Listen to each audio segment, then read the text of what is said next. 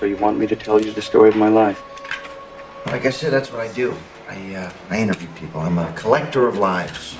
Welcome to Table Talk. I'm Heath, and I'll be your host. This is the show where I go one-on-one with a creator, author, illustrator, publisher, or other mover and shaker in the world of tabletop games, video games, TV, movies, or any other area of the geekverse. You followed me here, didn't you? Yeah, I suppose I did. You seem very interesting. This is where you live? Yes, this is my home. Welcome. So, what do you do? I'm a vampire.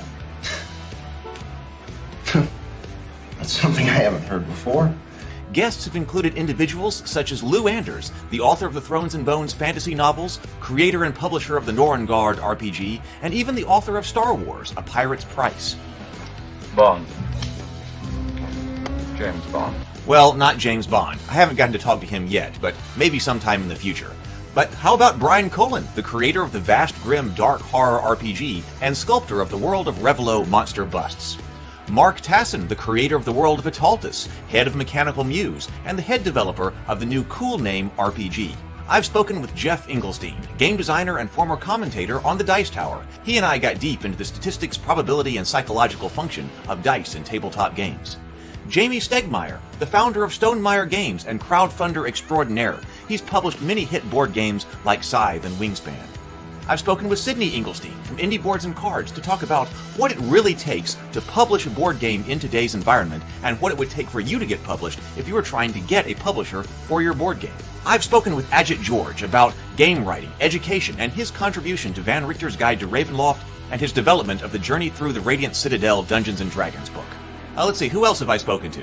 I am Hela, Odin's firstborn, commander of the legions of Asgard, the rightful heir to the throne and the goddess of death. Yes, I really appreciate her taking the time to speak with me. That was a great interview. I've also spoken with Cameron Pasha, writer and novelist who's been working in Hollywood for over 20 years. His projects have included Emmy and Golden Globe nominated Sleeper Cell, Kings, Nikita, and Roswell, New Mexico. His analysis and commentary have been very popular on YouTube. I've gotten to speak with Paul Shadow, the former network executive who has made quite a splash here on YouTube with his reaction videos to current movies and films. He and I discussed the status of independent film and web productions online today. Brianna De Silva is a reoccurring guest on the show and a very popular one at that. She's an author and director, and she was also the co-writer of the cultist comedy web show that's here on the channel. She and I regularly meet to study and analyze stories. I've also gotten to speak with of the Positive Fandom channel. She's an ally in our effort to be a positive and constructive force in the Geekverse. Are you ready? Have you got your drink? Are you all settled in? You might want to buckle up because it could be a wild ride. We're about to explore the worlds of tabletop gaming, sci-fi, fantasy, and the Geekverse through the eyes of those who are making things happen. Atomic batteries to power. Turbines to speed. Roger, ready to move out.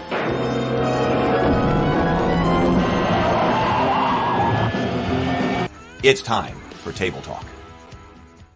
Good evening, everyone. Welcome to Table Talk. It is so good to have you back this evening again for another, this time we're doing story discussion, film discussion. We're going to be talking about Star Trek, the motion picture. I think a very underrated Star Trek film, and I have Doug here to talk with me about it, who I think also agrees. So welcome, Doug. Thank you. Happy to be here. We've got Doug here. Look, we got Draco here. Tomocrat is here. Also talking about the phase 2 and the trailer for the new pilot for the potential phase 2. Yeah, James is here. We got Zero the Blade here, also a channel member, both of them. Tomocrat, Zero Theory is also here. Sable Phoenix is also here. Good evening to you all. Awesome. Doug, I brought up the your film here. I mean your book here. You want to introduce yourself? Because look, I actually have not the audio book, but the actual book right here at the time. Well, I'll keep it brief because most of you have probably heard me mention this, but I wrote a historical novel that takes place in 6th century Byzantium, and it's called Faraway Bird, and it focuses on the real life of Empress Theodora, who's incredible. And it details her climb from the brothels. She was a sex worker and rather licentious one, famous, in fact, for it. And she ends up becoming an empress. So I try to detail the transition from the poverty-stricken world she comes from and how she makes it into the upper classes there. And anyway, it won some awards. It's a great read if you like historical fiction. And I do apply the Heroine's Labyrinth, which I talk about here on this channel with Heath. All right, and I actually got a better link in there. So I just put the link to that in the chat. And then what's going on with me is that next week, it's going to be next week, maybe Tuesday of next week, I'm going to run the Goodnight Sword Kickstarter. This is my medieval fantasy bedtime story that's obviously a takeoff on Goodnight Moon. But if you're part of the Geekverse and you want your children or nieces, nephews, younger cousins, children of friends, definitely check out Goodnight Sword if you want them to be part of or get involved in fantasy and medieval storytelling. So that's awesome. I put the Goodnight Sword Kickstarter link just in the chat right now. So if you want to click that link and hit the saved or click the notify me, it's ordinarily the notify me button over here. You'll be notified as soon as it launches. And of course, I've already approved the physical copy of the book. It's here. So awesome. That's it. All right. Oh, look who it is. Of the Positive Fandom has sent in a super sticker. Thank you so much, R. Good to see you. I was watching a great channel. Yes, I was watching. Her play the new Star Wars game just a few minutes ago. I didn't get to watch long, but I saw she was streaming it. I heard it's good. Is that what you've heard? I haven't heard that much about it. Oh, okay. I've seen her play it, so it seems pretty good. I mean, from what she was saying, but I haven't actually been able to even watch all that many streams. But it looks great. It looks great from the few minutes I have been able to watch of it. So it seems like people are really enjoying it. So hopefully it's as good. I mean, I know people love the Harry Potter one. Hopefully it's as good as that for Star Wars. I've always been a Star Wars Battlefront guy, so I'm waiting for the next one of that. Okay. So how should we start this discussion off? Because we thought that Brianna's not all that big into Star Trek. So on the days that we don't have her, we thought that, hey, we could go through the original Star Trek movies. Yeah. So might as well start at the beginning then and do a series on that. Yeah, I think you hit on it perfectly. I think it's a great starting point to present the context that you showed me. Okay, you want to start with the chronological context? Yeah, to give some orientation to what the film meant at the time it came out and where it showed up in that chronology of great films from the late 70s into the 80s. Okay, so I do think so. I put this together because I do think that this film, more than the others that we have analyzed, and of course we've been going through as far mostly in terms of story structure and story analysis on all of our different films, but this one more than any of the other ones. Even though we have said that all the films are products of their time, they're made for the audience at the time, they're often trying to say things for that time. We have largely, I would say largely, not completely, but largely analyzed them without necessarily that context because it's just the story structure. But here, this movie, I think, deserves an analysis in the context of the chronology of other things that are going around because it is so much a movie of its time. So in 1966, the original Star Trek original series began, and that ran until 1969. So there was a huge gap. It was a 10-year gap between that TV show and this movie. So we're talking about the 60s to the 70s. And also, this movie is definitely very 70s in general. I mean, yeah. So we're height of 70s here because, it was in production before, it came out in 79, but it was in production all throughout There's some good disco vibes in those uniforms they wear. Disco vibes in the uniforms, the carpeting and the of the Enterprise and all of that. But 1968. I mean, it's probably. Oh, I actually have that out of chronological order. But 2001: A Space Odyssey came out in 1968, and I think you really have to understand this film, the motion picture, in the context of A Space Odyssey. Yeah. In fact, one of the debates that I heard from behind the scenes was the director, Robert Wise, is really a director from the era or the generation of Kubrick and that. And one of the discussions they were having is, should we go with an experienced director like Robert Wise who might be in the tradition of 2001: A Space Odyssey, or should we try to shift to someone more young and new, like a George Lucas, who adds the speed to the show? And you see which way they went. And some people have debated that the choice of Robert Wise may have clashed a little bit with the timing of the release, which I think is interesting. Well, it could have, because it's also, so it's more than 10 years after. It's more than 10 years after A Space Odyssey, but it's still so much influenced by it. And then Star Wars had come out in 1977, and of course, we had a comment over here that they were thinking about doing another Star Trek TV show, and they were, yeah, they were going to do Star Trek Phase 2. Huh. And so a lot of these sets had been designed for Star Trek Phase 2. They had been cast. Okay, I didn't know you didn't know that. So we can mention that. And I don't know the entire chronology, but they were going to bring Star Trek back to TV, and it was going to be called Star Trek Phase 2. And so they were writing scripts for that. They had everybody on board except for Leonard Nimoy. Mm-hmm. I heard he was a stickler even for the movie. And then they, because of the influence of Star Wars came out, was this big thing. Like, wait a minute, do we continue to go with a TV show, or do we turn this into a movie? So they turned that into the motion picture, that Star Wars Phase 2 into Star Trek, the motion picture. And then I do think it's interesting to know that just a year later, Empire Strikes Back came out. That, it's almost hard to believe people living back. And I was alive back then, but I don't remember. Can you imagine going to the theater one year and there's Star Trek, the motion picture, and then the next year there's Empire Strikes Back, and then there's Raiders of the Lost Ark? I mean, we were completely spoiled and had no idea.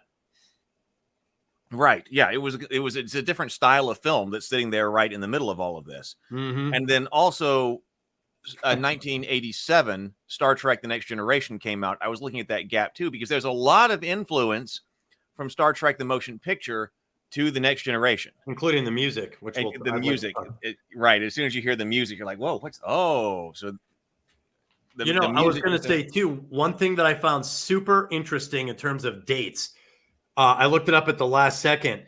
Star Trek, the original series, ended June 3rd, 1969. And the lunar landing occurred July 20th, 1969. So it's like within 45 days of the Star Trek series ending, the Apollo 11 mission completed its mission on the moon, which is crazy. I mean, there's this huge. They should have held on for just a little bit longer. right. We could have got a fourth season at least. Well, when I watched this movie yesterday, and then I watched it with the commentary that I forget who was all in the commentary, but with like a Kuda, who is part of a lot of Star Trek, and then also Star Trek lore and history. And they were saying that if you're taking a look at different, and I agreed with this, that if you're taking a look at different benchmarks in Star Trek history, obviously Star Trek existing as the motion picture, but then it didn't exist, Star Trek existing as the original series, but then it didn't exist for a long time. And how could we possibly bring this back? Can Star Trek be reestablished? The motion picture is another huge landmark, and that it can make the jump. It can still keep going. It can make the jump to the silver screen and become something new again. And then, of course, The Next Generation, that we get this back to TV. So there's the influence from the motion picture in The Next Generation, sets, some of the characters, the music, the hallways in the Enterprise look the same. And I didn't realize that when you look at engineering, it's a redress of the Enterprise A set. Oh, really? Yeah. That in The Next Generation, they have that elevator in that, like, one person clear elevator. Oh yeah. That's in Star Trek 1. Like, Kirk goes down it. And so stuff shift around and stuff like that, but it's so the influence of this movie is felt all over the place. Well, yeah, it's interesting too, because I was trying, as I watched, because I watched it again last night too, and I got to be honest, a lot of people are a little down on Star Trek, the motion picture. the older I get, the more I really have started to love this movie. I really appreciate it. I'm a much bigger fan than most people are of Star Trek: The Motion Picture. And one of the little games I played, similar to what you just said, was I tried to look for what carried over, because it's such a like orphan of the Star Trek world in terms of the look and the sets and the costume designs. So I was like, it stands alone. It's not the original series uniforms. It's not Star Trek 2 and 3 and 4 and really, the maroon military fatigues that they started switching to. So I was like, well, what carried over? And I didn't catch the glass elevator. I found three main things. One was the Starship Enterprise design itself. That didn't really change much from 1 to 2 to 3 to 4 to 5. And to me, that's the classic Enterprise. That one in the first, I guess from 1 through 6. That Enterprise is the Enterprise I grew up with and loved. That to me, that's one of the most beautiful ships, ever that they've captured. But I also noticed 2, the Admiralty uniform that Kirk wears in Star Trek 1, that has survived all the way even into the J.J. Abrams films. That Admiralty uniform, the white and the gray. And then finally, Spock's robe. It's shown, he's wearing it when he arrives on the Enterprise. That becomes pretty iconic for Star Trek 3 after Spock passes away, but he's also wearing it in Star Trek 2 while he meditates. So the Spock robe started in Star Trek 1, the motion picture, and went on to kind of become rather symbolic of Spock himself. So those are the big 3 that I saw that I was like, okay, they didn't really change the look of the Enterprise at all. They stuck with the Admiralty uniform and Spock's robe. All came from Star Trek: The Motion Picture. I thought that was interesting. Yeah, I guess last year or something, I went through and I rewatched all of the Star Trek original movies because they were. I had them on VHS as a kid. They were my prized possession. I had the box where it had the Enterprise on the sides. They all slid together and made the Enterprise flying at you. Oh yeah, and that's one of my prized possessions. I watched those all the time, and I appreciated them a lot more by going through and listening to some of the director's commentary and understanding because you're trying to build this universe and trying to tell this consistent story in the face of business and everything else that's going on from the studio perspective. And when you're like, why was this done this way? Or why did this not come out right? I'm talking about overall with the whole, you're also trying to do it in the context of business, and they did get to leave up. They said it was highly unusual, but that Paramount let them maintain these sets on a stage for a long time, which is why they ended up getting reused and redressed. And you see elements from this movie that reappear, the corridors and things like that. Did you see, you're talking about the Admiralty uniform. We could talk about this also in the context of Star Trek Continues. Did you see any Star Trek Continues? No. To me, Star Trek Continues is one of the greatest achievements in science fiction, science that has been done, because Vic Mignogna created he wanted to complete the voyage of the original series Enterprise. He wanted to complete that voyage, and so he recreated the 1968 set of the original Starship Enterprise. Oh wow! They rebuilt the set basically to the inch of the original Enterprise set. That's pretty cool. Cast it, wrote the show, cast it, created all of the props, recreated all of the costumes. He was like fanatical on the recreation of it. He was even talking about having custom fabric woven for the beds in sick bay, because he could not find exactly what fabric it was that the sick bay, and so he actually had it custom woven. Yeah, they were textured.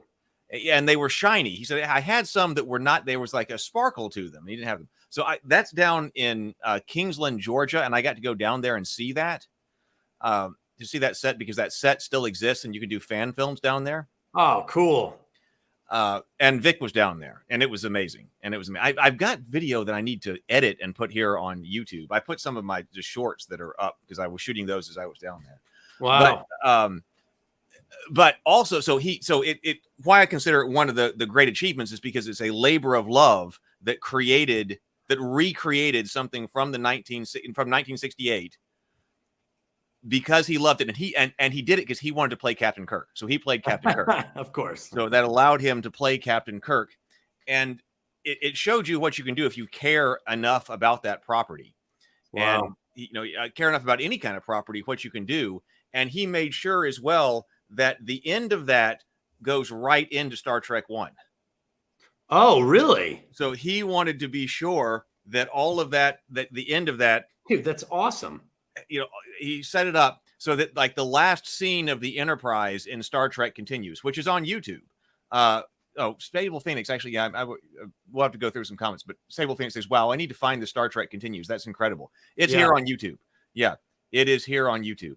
And you can also get DVDs and stuff like that. But the Enterprise has been beaten up and torn up in battle and all of that. And it's the final scene of that is it flying or sailing into that structure for a refit. Oh yeah, yep, I know what you mean. The dock, the bay, the dock right here. So they're beat up, they're torn up after their final episode and the fight they've been trying to have to save the galaxy, and then they pull right into the dock for a refit. Wow. And they've actually the uniforms that they're wearing, the pajamas, they call them from Star Trek, from the motion picture. Yeah.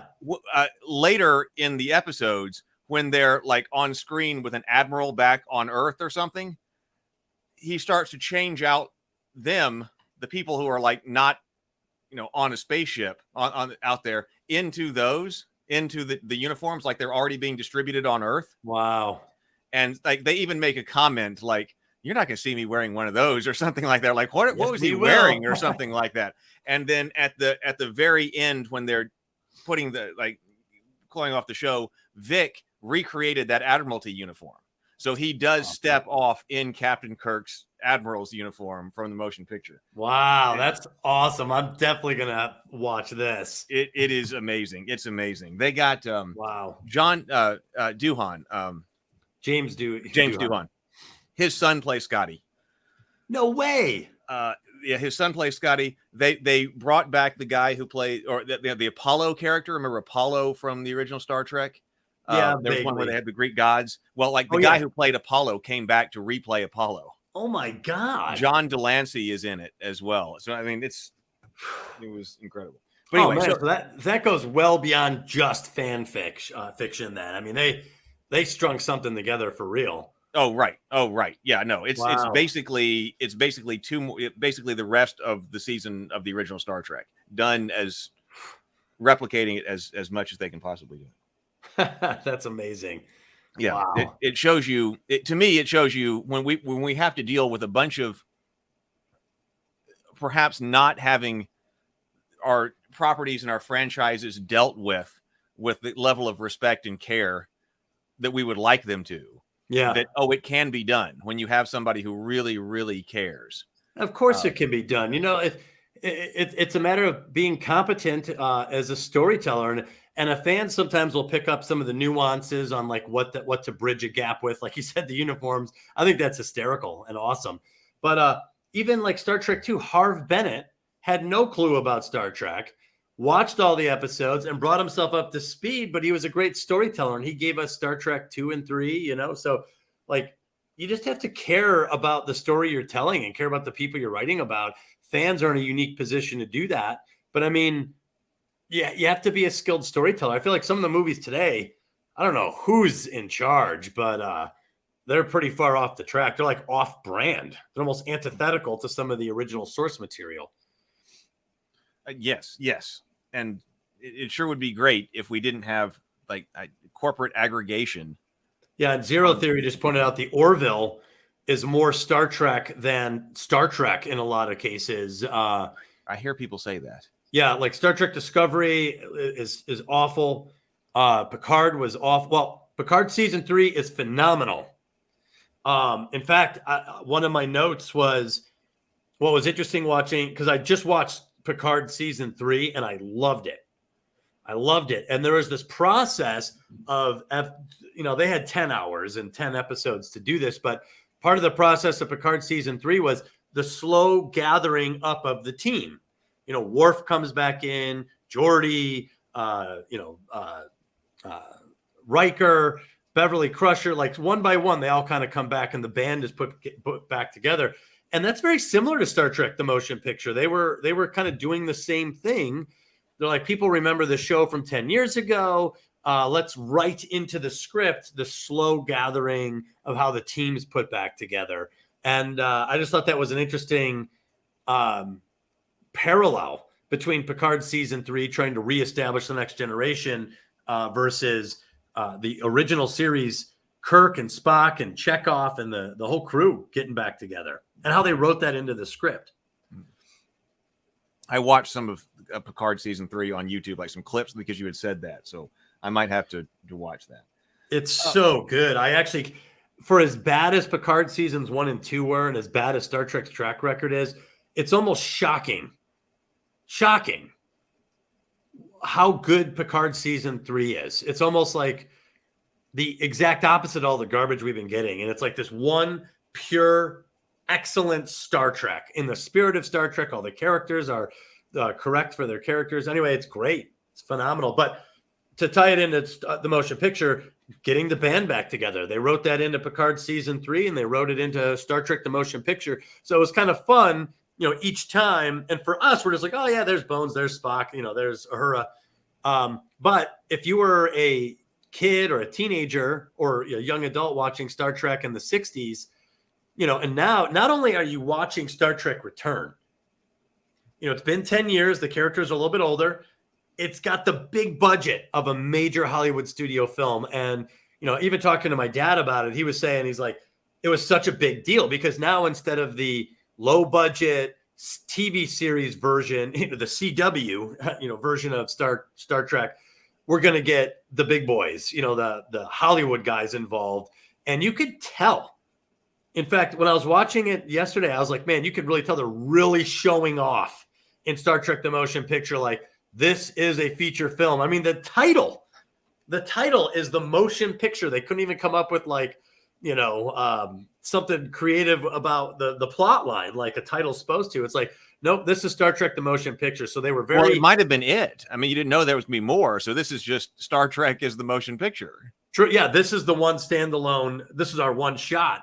But yeah, you're right. It's just that they were making such a contrast so self-consciously that this is the motion picture version of Star Trek. And they show off all the ships. They take their time with it all. Like they really are self-aware of that. And honestly, I kind of appreciate it because it gives me a chance to try to put myself into the mindset. Like, I wasn't around in the 60s. That wasn't my generation. I grew up with the Kirk from the movies. So it's fun when I watch the motion picture because it gives me that rare chance to pretend what would it be like to have seen the series and pretend like I'm watching this for the first time, with fresh eyes. What would it be like? And when you do that, you could kind of see all the little callbacks for you, like all the little treats they gave you. Well, that's why I think that, the historical context is so important. Yes. Like, what are you watching? Totally agree. Yeah. So this is definitely a movie where it's going to take its time. And it has no problem with that. One of the complaints, one of the most common complaints is that pacing. But it's faster than 2001: A Space Odyssey. I think. Although that's not. I think watching Snail's Race is faster than 2001. But all of it's intentional. It's up to the filmmaker and what they're trying to do. 2001 was slow specifically because the filmmaker wanted to create a sense that humanity had become automated and soulless and unenthusiastic and unemotional and detached and all those slow shots. It's that even pace. He did that on purpose so that in the end, when David Bowman is threatened and with a survival situation, everything comes to life again. He's moving faster. The scenes are quicker. So there's a conscious choice on the part of the filmmaker to do that intentionally. I think it's a big risk to say, I'm going to try to make this really boring pace-wise for the big payoff at the end. That's a big risk, I would say. But I don't think to your point, I don't think Star Trek, the motion picture, had that level of slowness to it by any stretch. I think we all know the stretches we're talking about where there was really long sequences inside V'ger. But even now that I know what Star Trek the Motion Picture is, I can appreciate even those scenes. Like, it just doesn't bother me. I can too. Although I was also reading in the director or watching as the directors, it's not actually the directors, but the commentary on that a lot of those scenes were not edited because they came in so late. So it's possible that they would have been, but they came in so late, there was no time to edit. And so they were dropped in to where they needed to go. And you know what? I bet they were the most expensive shots. So they're like, do we need to edit them? They're like, no way, man. And we got no time. So let's the care that was taken with, I would have loved to have worked on that movie. Now I love the Wrath of Khan. We'll do the Wrath of Khan next. And that's really my Star Trek, because I love the uniforms and the Enterprise look and all that. But I think of all, so that would be a reason to work on those. But when I'm listening to the care that they took on this film, it just seems like it must have been just an amazing experience that I would love to have. And I don't think you will ever get. We'll never get those kinds of experiences again. You know, well, and there's a lot of love built into it. The more you watch it and study it and unpack it, the more you, like you just said, you find all the loves in there. I mean, the filmmakers, the except the uniforms. I don't know if they really misfired there. But the uniforms are weird. But you know, when I was a kid, I used to make models with my dad, and we bought the Klingon battle cruiser. And that was what we did, like space shuttles and stuff. But we did the Klingon battle cruiser. I remember we glued it all together. We painted it. And I was really proud of it because, you know, it's a pretty distinctive looking ship from the beginning of Star Trek the Motion Picture. And my buddy had a camcorder. And I was like, can you steal the camcorder from your dad? And I have the model ship. So what we did is we took black construction paper and filled up the corner of a room and used fishing wire to hang the Klingon battle cruiser. We played the Klingon music and we replicated the shot where it goes over the top and twists and everything. From the opening shot of the motion picture. I love the opening of Star Trek the Motion Picture, not the overture that lasts, 5 minutes, but the opening shot of the Klingons in battle formation coming at the cloud and just totally failing. Like, it's a total fail on the part of the mighty Klingons, who we're supposed to be afraid of. It's a rather brilliant opening by the filmmakers because they're like, remember the Klingons? Remember how militant and scary they were? Yeah, they're batted aside by this thing thing. Yeah. That was an amazing shot. Yes. I had one of those too. I built those as well. Like Tomocrat was saying that the refit Enterprise was always my favorite. I had an Enterprise refit model, and I had them hanging up, and I hung them up in my room, like you're talking about, breaking the same kinds of things. I had the Star Trek corner, I had the Star Wars corner, I had the modern shuttle corner, but I had the Enterprise with the Klingons fighting and stuff like that. Because that's okay. So it starts with the attack on the Klingons. Yeah, talking about what happens with the story. And actually, for a long time, whenever like my dad wanted to show off a new sound system for watching, in his home theater or whatever, he would always show it off with that sequence. Really? Sit right in the middle, and then watch that opening scene with the Klingons, with the music and everything like that. The music they want to do so much with music in general in this film. So much is done with music. I wanted to take a second and talk about Jerry Goldsmith's soundtrack to Star Trek the Motion Picture. It is absolutely phenomenal. And it's one of my all-time favorite soundtracks, and it gets better every year. I ended up buying the expanded version. There's even in the I bought the vinyl expanded version. It's really cool because they have all the music from the movie, including small little 58-second, clips that never made it onto a soundtrack. And there's even one of I can't believe I like listening to this, but I do. It's the first time that the symphony orchestra got together to play the opening theme, the main title. So on the record, it has all the musicians kind of warming up a little bit and talking to each other. And then they all get quiet. He's like, all right. So, and he's talking about the beat and the tempo that he wants. And then they do it. And it's it's about perfect, but you can tell it's a little different. And then at one point they stop and they reset, and then they do it again. I love it. It's like sitting in the auditorium in 1978 or 79, whenever they recorded it, to listen to the symphony orchestra play this for the first time. I absolutely love it. That is pretty And the cool. Klingon music to the scene you were just talking about, your dad liked to play. That music is so distinctive with the wood blocks and everything. It is the type of music that I love playing loud. And there's a part of the music that is my favorite. It's when the two Klingon ships are annihilated. They're electro disintegrated. And the two Klingons, they lean forward and they're looking like, what the hell? And then the music gets really quiet. And then it gets super loud, like the ultimate like Klingon march. And the ship's coming right at you, like in full retreat, like get out of here. And I just love that. I love seeing the Klingons take the threat so seriously that they're panicking and trying to get the hell out of there while the Klingon march is like at its height. It's great. I love it. I love the music in this movie. So after that, like I was going to bring up one of the talking about the slow scenes, but Sable Phoenix says, I love the big slow shots of the Enterprise leaving space dock. When Kirk comes aboard, he's being flown out there by Scotty, and you're actually getting to see the Enterprise. And yes, it's slow. And then of course they do the same thing when they're kind of leaving the space dock. Yep. And it's back to back.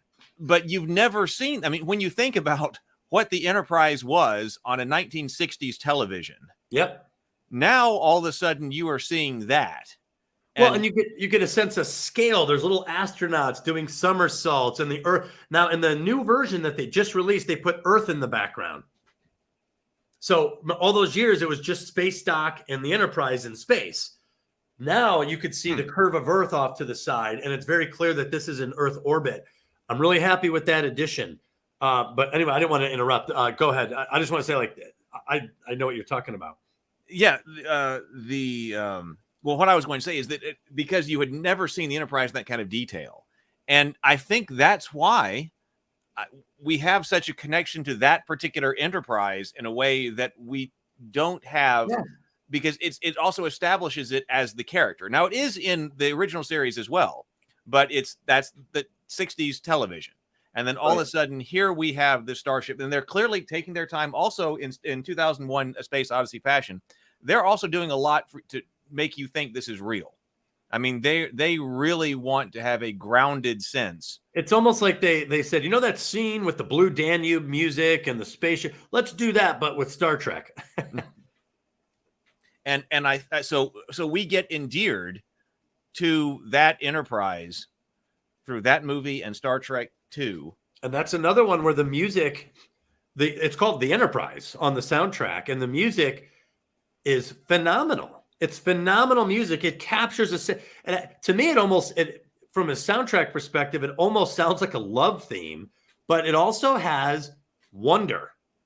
Wonder is in it. So you could play that in your car or on the record player or whatever and listen to it. And it's a perfect song. It's a perfect soundtrack piece that stands alone. And to your point, you're endeared to the Enterprise. The music is perfect. Kirk's expressions they give him all sorts of different expressions, and Scotty's kind of watching him, and Kirk's looking at the Enterprise, and you can see Kirk is overwhelmed with admiration for this ship.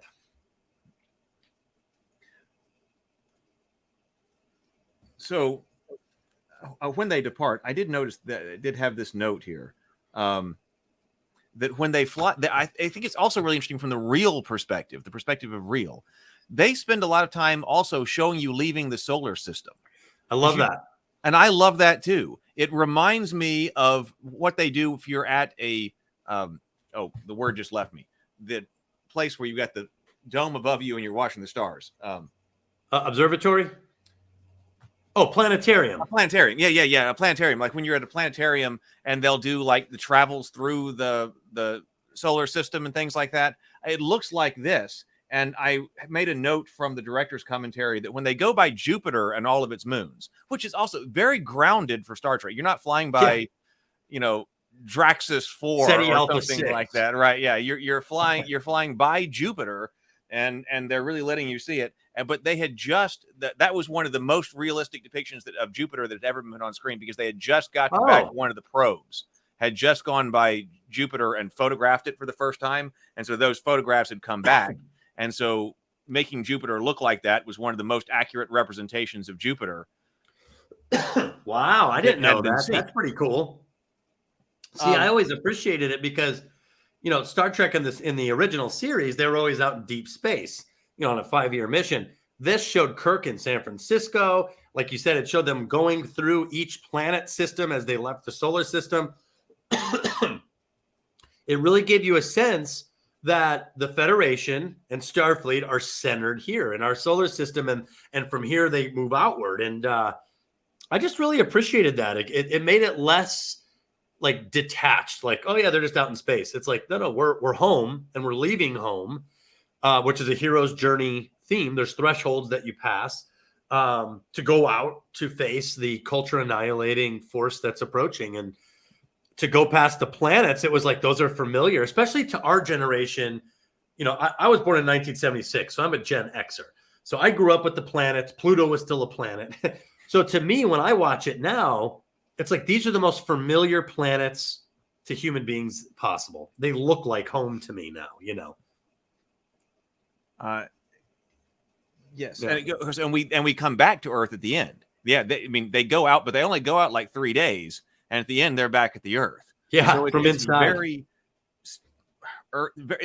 Which grounds it again. Very Earth centric. Yep. And real. Yes. Yeah, I thought it was great. Hold on real quick. I was going to say, so we talked about the pacing about it, and how it's one of the things that people tend to zero in on and say, this was a deal killer for me. Like when I try to watch it with my wife, I just know that it's the pacing that it's going to be hard to keep her going on it, but I don't care as much.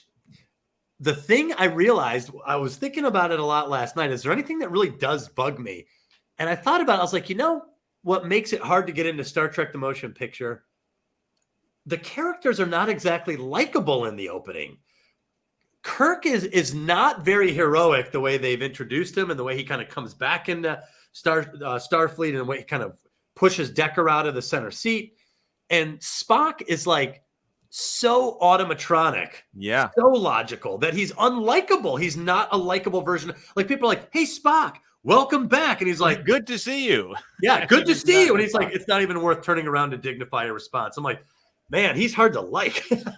So, you know, I think the woodenness of Spock's early, and I understand it. Like, I'm not totally against it, but I'm saying to introduce those characters in such unlikable circumstances, I think took a little bit of warming up. They all hit their stride throughout the film. Like, they definitely become Kirk and Spock and Bones, and even Chekhov has his scenes. So they get warmed up, but it is a slow warm up for those characters. McCoy shows up. Now, he's not happy about showing up, but he does have the most personality when he shows up.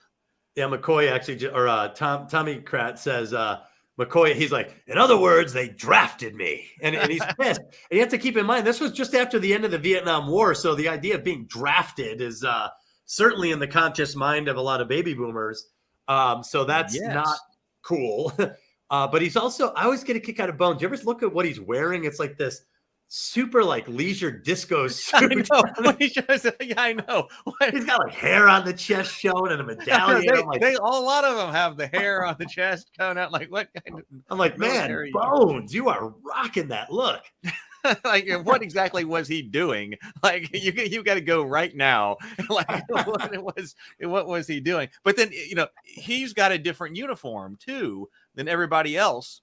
You know, it's the same style, but his cut of his uniform, even when he gets into uniform, is different because it's got the V that opens his chest.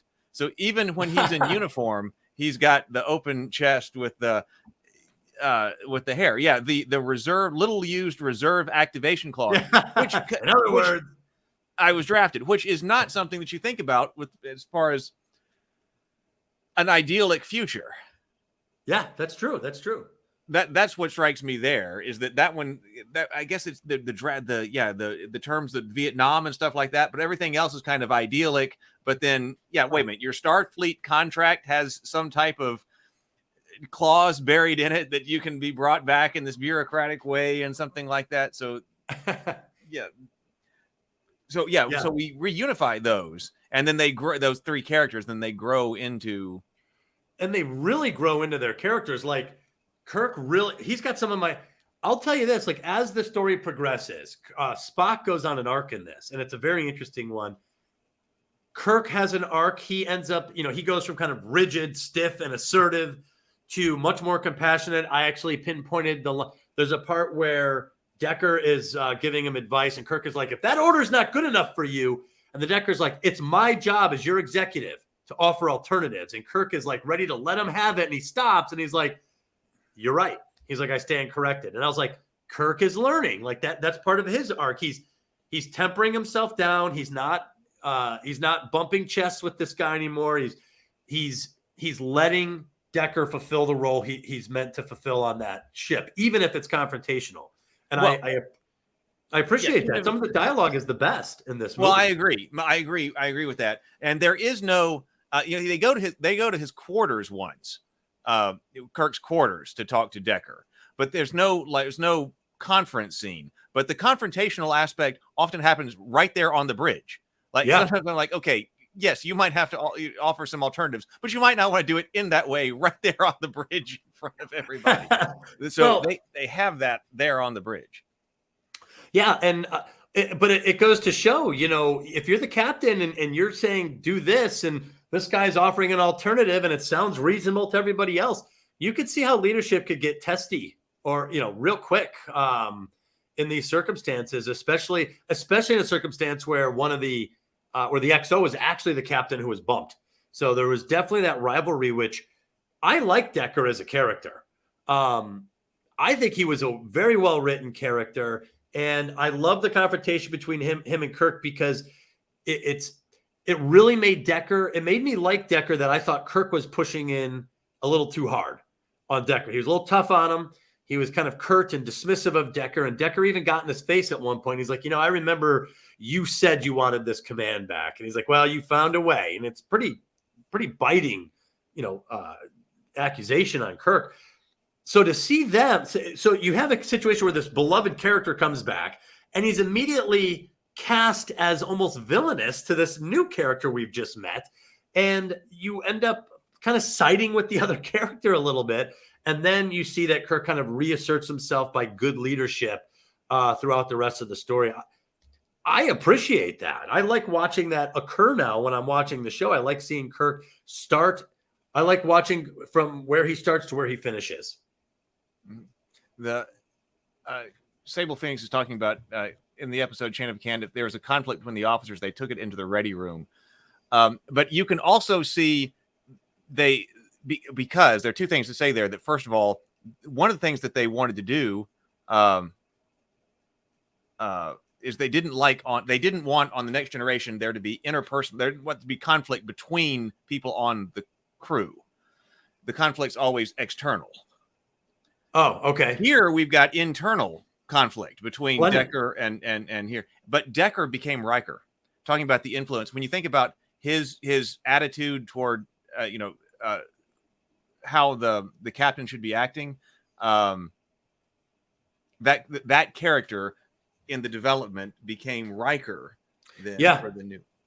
Yeah, 100%. He's like, as your executive, it is my duty to point out alternatives. Right. So you're right. That's the Riker's role in the Next Generation. But I actually like the interpersonal conflicts even on the bridge, because it shows what I appreciate about Star Trek: The Motion Picture is it really kind of showcases them thinking through really critical problems that are coming up. I mean, they huddle up a couple times they try something, it doesn't work, and then they go over and they talk about it, and then they go try something else. I'm like, man, they are strategizing in real time as part of the action and conflict resolution in the film. I loved it. I loved it. I know that the wordy dialogue doesn't play as well to a modern audience, I guess, or in some scenarios, but I'm so glad they took their time with Star Trek: The Motion Picture. I'm glad this movie's here because it really reset the characters. It gave us something that the other Star Trek movies didn't really give us. So I really view it as special. And one of the things I appreciate the most is the dialogue between them, even if it's in conflict or if it's in contrast to each other. There's some lines between Kirk and Spock that are fantastic. There's discussions between Kirk, Bones, and Spock discussing Decker. They really hash things out on this ship throughout the film. And that's like a lost art form.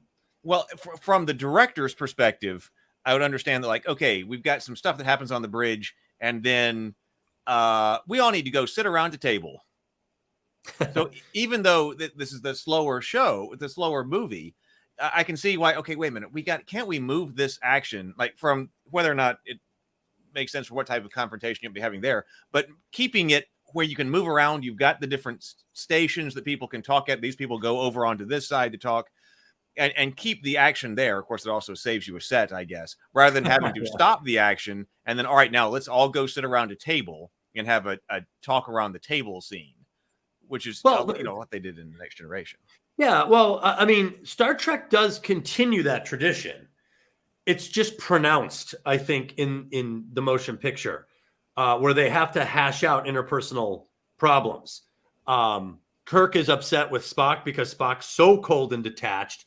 There's that. I always get a kick out of it. He's like, Spock, sit down. Spock, sit down. He's like, will you please sit down? I get a kick out of that. And Spock's like, fine, I'll sit down. And then there's this scene after the discussion where they kind of get the meat of their debate or discussion out. And then Spock is like, is that all?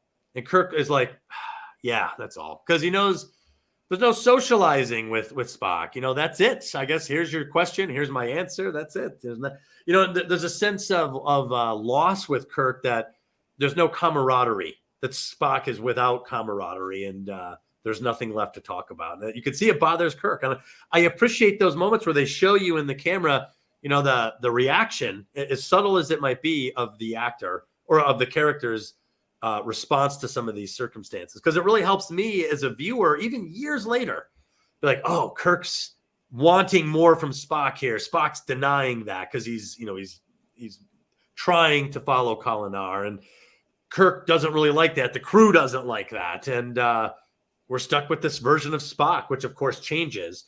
But all the little clues are there for you, and no matter how many times you go back, no matter how many years later, you could follow that and pick up on that. I put a link to Star Trek Continues because in the chat a few minutes ago, but actually that's something else they dealt with in that. They gave Spock an arc in those final episodes about why it is that he decides to leave to purge himself of all human emotions. Oh, in Star Trek Continues? In Star Trek Continues, yeah. Oh man, I got to see this. So yeah, Next Generation. I see Sable Phoenix talking. Next Generation has aged very well, in my opinion. I think they really have etched themselves in as excellent Star Trek lore. And I would say, if you guys haven't seen Picard season 3, if you like the Next Generation, you will love Picard season 3. I promise. Okay, so you did mention that this is. So what type of structure do we have? So it's mainly a hero's journey structure. Okay.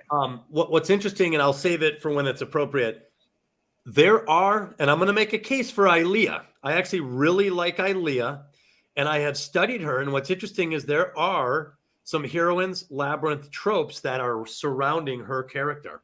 So I found it interesting that there's even these moments with a heroine in a hero's journey story that continue to follow tropes from the heroine's labyrinth. And I think Ilea, she's becoming one of my favorite characters of the show. She's critical to the entire plot line. And I really appreciate also the actress who portrayed her. I don't think, from childhood till now, I've never doubted that she's a probe when she talks with that exaggerated mechanical voice. When she is an ambassador for V'ger, yeah, she stares blankly ahead. There's moments where the actress is sensing more of her Ilea side, and so you could see that she becomes compassionate, and there's a humanity there. And then you could see the second that goes away, and she kind of returns to this automatron, And I really appreciate that performance from her. So anyway, Ilea, I think she was an excellent character in this story. And the more I watch it, the more I really like Ilea. She also never blinks on camera. Oh, really? Yeah, once she came back as a probe, then it was saying in the commentary that was something the actress came up with, that she never blinks. Wow, that's pretty interesting. That's brilliant. I mean, exactly. I never doubted that she was some sort of alien machine probe, completely void of humanity. And the dialogue written for her was also great, calling them carbon units and the carbon units infesting Enterprise. He's like, we're not an infestation. So what is the movie about? Because so we're doing hero's journey or whatever, but I thought what it's trying to engage with, the subjects it's trying to engage with, are much more Star Trek-like than the action shows we get today. Correct. We're doing So this was one where we're actually trying to think about something and engage with it and deal with some things philosophically, which is also not something that we get in Star Trek a lot now. I think this movie is about the weakness or limitations of pure logic. Spock's conclusion, because remember, he's kind of overlapping with V'ger, who is V'ger is an actual machine at its highest, most evolved form. That's what V'ger technically represents. In essence, V'ger is what the Kolinahr is supposed to be for Vulcans like Spock. The purging of all human emotion and an acceptance of, they use the phrase total logic. And here's what V'ger is. Here's what it looks like. Here's total logic evolved at a point where it cannot evolve any further. It's at its apex evolutionary point for total logic. And the conclusion of the movie, what I think it's about is, that's not enough. That's not the answer. That pure reason, pure logic, pure rationale is still missing something. And humanity, even with our flaws, is part of the solution to the limitations of total logic. So I love it. I love that parallel exists for Spock, who has romanticized, it seems, or has glorified or glamorized in his head, or placed an ideal on total logic. That's what he aspires to. And he ends up when he does the mind meld on the sensor, he saw the end of the road there. And I love the scene. I love the scene where Kirk is like, what Spock? And he's like, and he grabs Kirk's hand and he's like, this simple feeling is beyond V'ger's ability to even comprehend. And right there, Spock places a premium on feelings because he realizes that total logic doesn't have a place for those. And humanity does.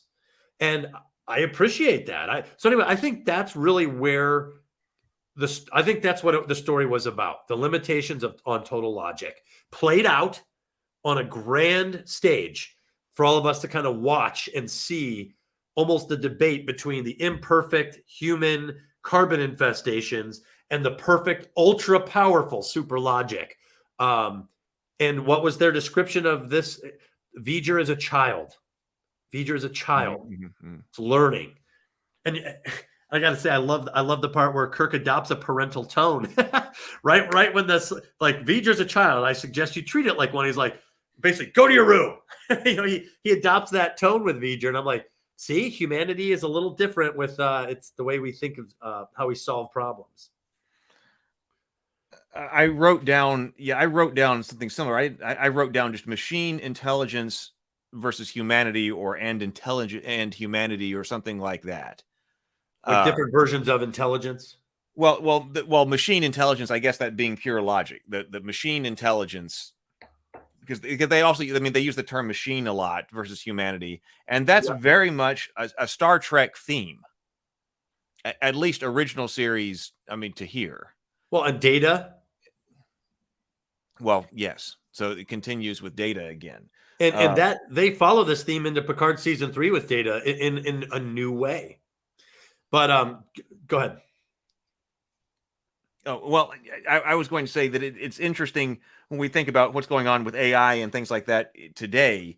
and we look back and see the discussion that was being had through Star Trek and through TV and through film about what the relationship is between machine intelligence and humanity, and what one lacks and what the other lacks. If anything, what is their relationship, and how that may be different from what actually plays out. But that was something that was strongly in Star Trek, and here, and the superiority of something that the human element.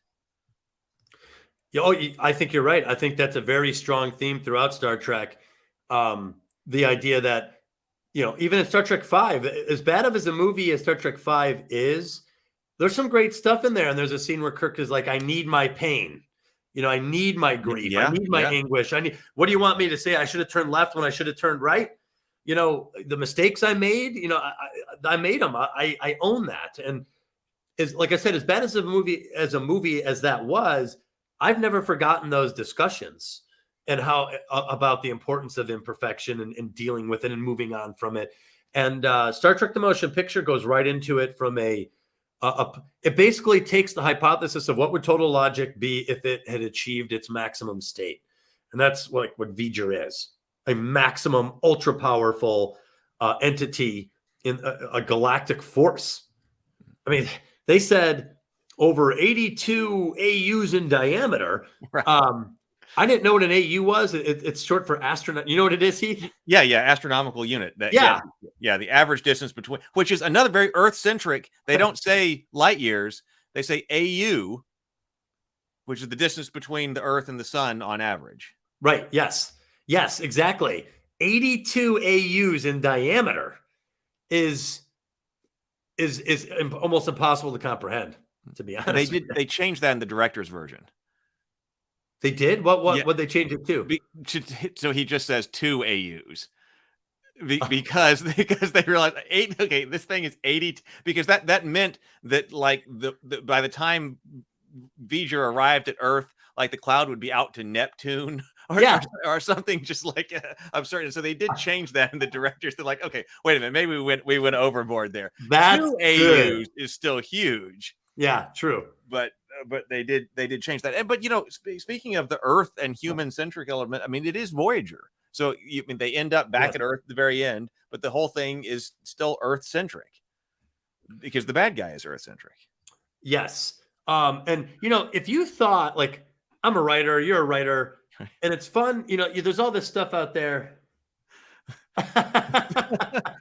You know what? That's probably true. Jesus.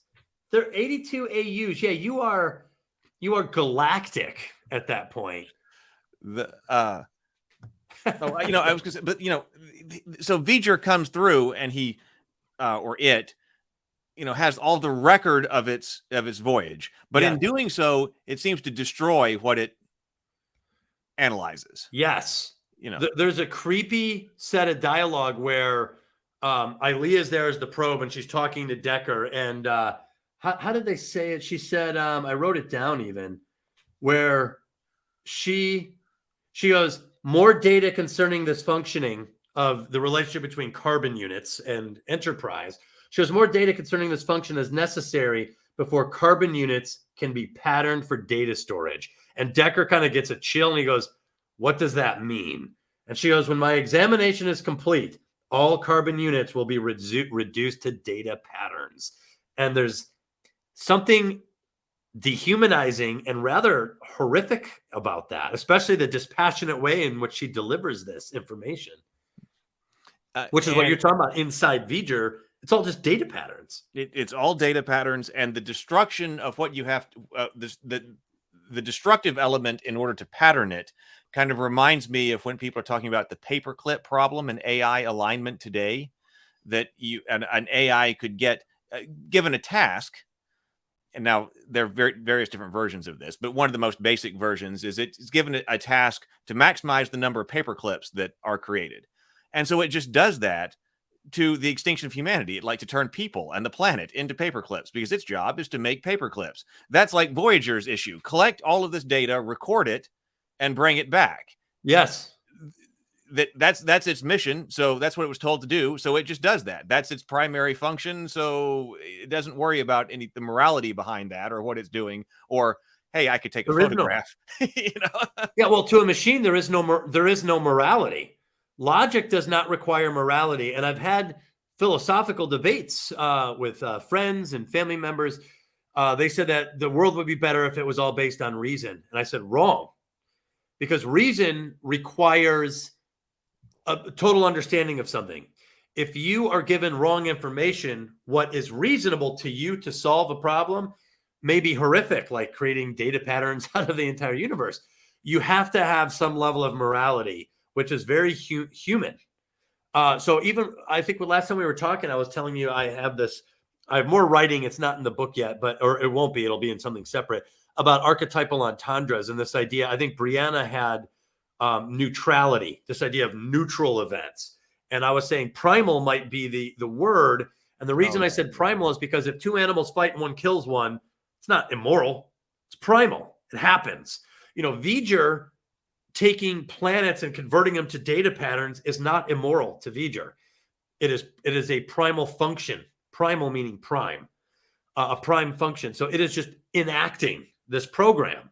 That's not immoral to V'ger. And I think that's what's so scary when Decker is like, what does that mean? You're going to convert it to data patterns. And she's like, oh, when my examination is complete, I will keep you, all carbon units will be reduced to data storage.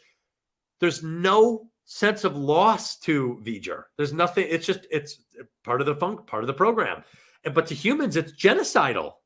I mean, it's not just immoral. It's the most immoral thing humanity could ever do, would be to annihilate an entire planet like that. So, and V'ger does it with no problem. You have to be stored for data patterns. Sable Phoenix sent us a $10 super chat. Thank you very much for the super chat, Sable Phoenix. Sable Phoenix says, even back in the 60s, if it takes agency and choice and even challenge and adversity away from humans, AI is evil. Star Trek, the original series, TOS, despite its socialistic policies, is actually heavily anti-utopian.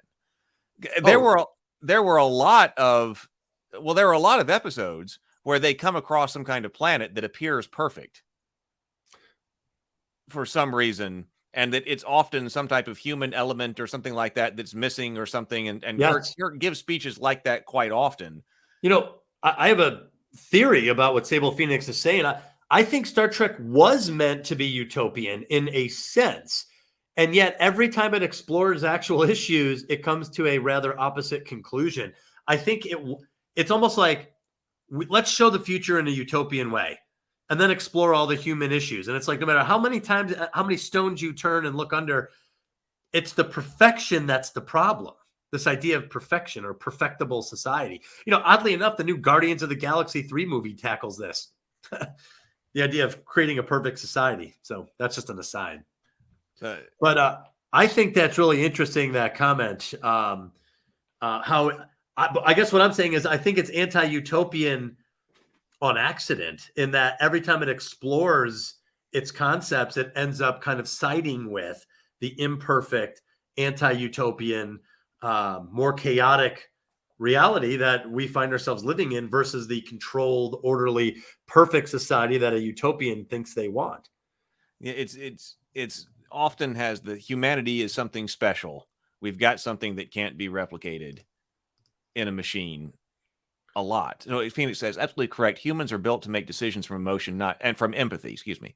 I brought this up in another of Doug's table talks, but there were literal mental disorders where you can't make decisions because you can't assign an emotional weight to any of the decisions. Humanity recognizes immorality, atrocity, genocide, empathy because of our ability and requirement of emotion. That's interesting. I think autism, one of the things is the inability to add an emotional weight to the decision making. And it causes in certain types of autism, because there's a wide spectrum. But I think one of the aspects is that lack of, or that inability to add an emotional weight to a decision. So there's a struggle there. That's interesting. I had never really thought about that going all the way to you're unable to make any decision. But I could certainly believe it. How would you weight one decision over another if there was no sense of right or wrong to it. I guess unless you go to that primal model, which is I do this because I must. I have to kill to eat. There's no right and wrong in that in the animal world. Very interesting. But I do agree that Star Trek, although it has those utopian overtones, it ends up being anti-utopian to some extent, because I think it takes the time to explore those moral issues. And the other thing I appreciated about Star Trek is they don't always tell you the right answer. They kind of tackle the problem and kind of leave, in some ways, it open to the viewer to make up their mind whether they agree with one character or another. I appreciate that. Robert asks, is V'ger a predecessor to the Borg? Now, they hadn't developed the Borg yet as far as the actual timeline of the. But go ahead. No, I'm sorry, I cut you off. I think there's a case for that. Yeah, well, yeah, that in later writings that did come up because after they had introduced the Borg, there are different stories where they had written stories, and that went, hey, did that machine planet that V'ger hit, was that the Borg planet? And people went, oh, gee, it could have been. So there were later stories that kind of retcon and fit things together that actually had V'ger on the Borg planet, and when. Because there's some other story that's written where Kirk and Spock encounter the Borg, and I don't know where it is. Really? Based on one of the novels or something like that. Oh, okay. Yeah, like in the novel, some of the novels would explore these things and try to make connections. I forget what author it was that was saying that was his favorite type of Star Trek book to write, when you've got these different threads that have kind of been left hanging, and then to try to bring them together, and he would do that in novel form. So there's a book that was written where Kirk and Spock encounter the Borg, and the Borg come up to assimilate Spock, and they don't. So I was told, because they recognize that he's already part of the collective, because when he mind melded with V'ger, they thought that was his assimilation. So that has been played with. Interesting. I got to read that. I'm gonna have to Google that and find out. Yeah, we're gonna have to find out what that was. That's one of the things I was reading on or watching on commentary. Yeah. Because I mean, Kirk and Spock and the Borg are like two playing cards from different decks. I've never seen them, together like that before. That would be pretty wild. Sable Phoenix, another $10 super chat. Thank you so much, Sable Phoenix. Sable Phoenix says, yes, exactly. The perfection is the problem. Star Trek to me is fascinating because it proposes a post-scarcity society as being an inherent utopia, yet when it examines utopia, it's always horror. Man, well said. I don't think I could have said that better. I completely agree with that. You're right. They say we don't use money in the future. And, there seems to be, I remember even as a kid, I think in First Contact, there's a discussion and he's like, we don't use money in the future. Everyone just works for the better of humanity. I don't understand how that would work. Yeah, I was like, well, where'd all these ships come from? Like, where'd you get the metal? And like someone shipped all that over. Are they all just like whistling while they work as they bring all this stuff and build all this stuff? I was like, you would have to have a structure with some incentive built in. Besides, I've never seen any group that just works on good vibes last long. They usually descend into madness at some point. You should cut that super chat out and save it. That's like a perfectly worded explanation on the ideals of Star Trek, but also the fact that it's willing to kind of face the fact that maybe its idealism has its own limitations, obviously, because humans are not made to be, and I'm not trying to preach, but there's a biblical story where Nimrod is trying to create people and bring them and turn them to build bricks, to have everyone turn to build bricks to build this tower. And I always thought of that as a metaphor. I was like, turning human beings into identical, interchangeable bricks is the problem, because then it's soulless and there's no distinction or variance or anything. And that's just not the reality of the human condition. We are all different. So yeah, perfection is the problem. I love that.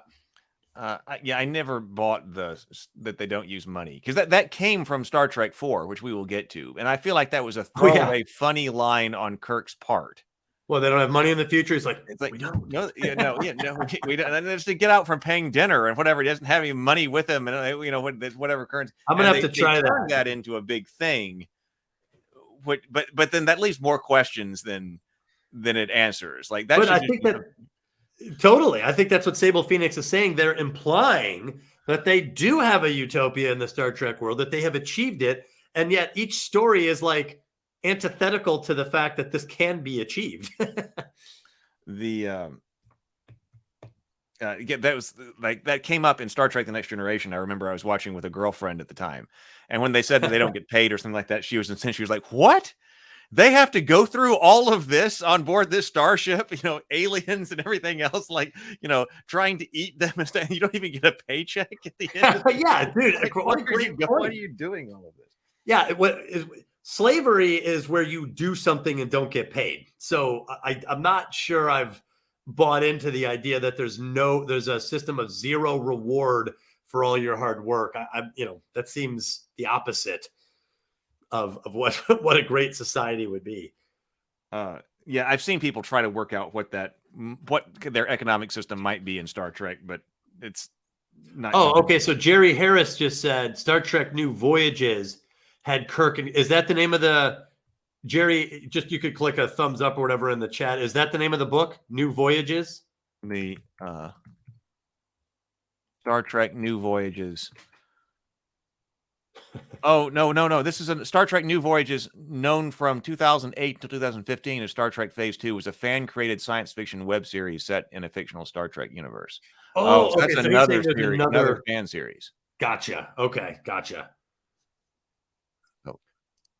Oh. Followed up. Okay. What was Vladimir saying? That in the moment, our skills are for our time. And in the moment, our skills are for our time. It's interesting how we will adapt to the age of AI. Will become more logical or intuitive, complementary or opposite to the AI. If you don't, that's a good question. I heard a discussion about the writer's strike, and they were saying, part of the writer's strike is don't use AI. Which it's like don't replace us with AI, and they're like, well, AI's here, but you still need some sort of a human touch. So what they're saying is some writers might get paid to massage an AI generated plot and give it the human touch that it needs in order to make it more tenable. So because AI seems like it, I think we've all messed with it. It's pretty amazing what it comes up with. I've used AI art to play with, but and I've messed with Chat GPT, and it's like, wow. I was like, how can you ignore this? So I think Vladimir is right. I mean, you have to deal with it. You can't just ban it. Someone's going to use it, even if it's in a black market capacity. But I think it's best to learn how to use. I'll tell you, when I was using it to generate AI art, I was making tarot cards, images, and they came out really cool. And there's also some really goofy stuff that the AI spits out. But I kept thinking to myself, I was like, at the end of the day, AI is a tool. It is a tool, and it's only as good as what you tell it to do. Now, it could do some pretty extraordinary things, but you still, and even with AI, like I'll be like, do a picture of a minotaur wearing a mask. And it would give me like a bull's head and then a non-bull's. It was really mixed up. And I realized it didn't know how to make a minotaur. So I had to tell it, man's body, bull's head. And that came out weird. So and it'll get better. But what I'm saying is you still have to tell it what to do. You have to tell it how clear you want the picture, what camera, if you want it photorealistic, what camera it took the picture from. You have to get real detailed. So you get these massive paragraphs of instructions from really good users to create a very specific art image. But then you would see them take that one image and massage it for hours to have it kicked out. And I was like, this is a tool, because as phenomenal as it was, it still took this artist hours and hours and hours to perfect his image because of its ability to auto create something. So we are a product of our time. I do think in the future we'll learn to use AI and work with it rather than to fear it, unless it triggers Judgment Day because of Skynet. And at that point, I think all bets are off. I've got to start a resistance movement. Let's take.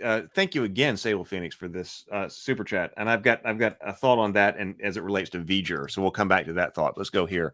Sable Phoenix says maybe Roddenberry is more visionary than we suspect. Would you help build a starship for creating a Facebook story? Dude, I worked all day and it got me 15,000 likes because maybe that's the guy that's out there floating in the spaceship, the spacesuit around space The dock. somersault astronaut. Yeah, exactly. Technology can be warped behavior. Yeah. So he's saying likes are the currency of the future. that guy in the spacesuit that's floating around out Yeah. there. That Star Trek continues to even put that guy in when they pull up. That there's a guy in a spacesuit out there waving to them as they Yeah. pull up. Well, and he's in an orange jumpsuit like David Bowman from 2001. They're all wearing those orange spacesuits. But maybe that's the guy he's talking about who got the 15 likes. He's up there working social media just outside Space Dock. And here we have the departure of the Enterprise. I was here. Pictures. Exactly. He's an influencer. But I think that's interesting what Star Trek seems to get wrong. Like that, it prepares us. It prepares us on a story level for I think a lot of things that we encounter. But what it shows us as far as technology in the future is often even backwards from the way that things actually develop. And for instance, they have a huge, even in Star Trek, the original series, their understanding of physics is phenomenal. That what were people expecting us to have? They were expecting us to have great understanding of physics so we can make something like a transporter and go to warp speed. But actually, physics is rather hard.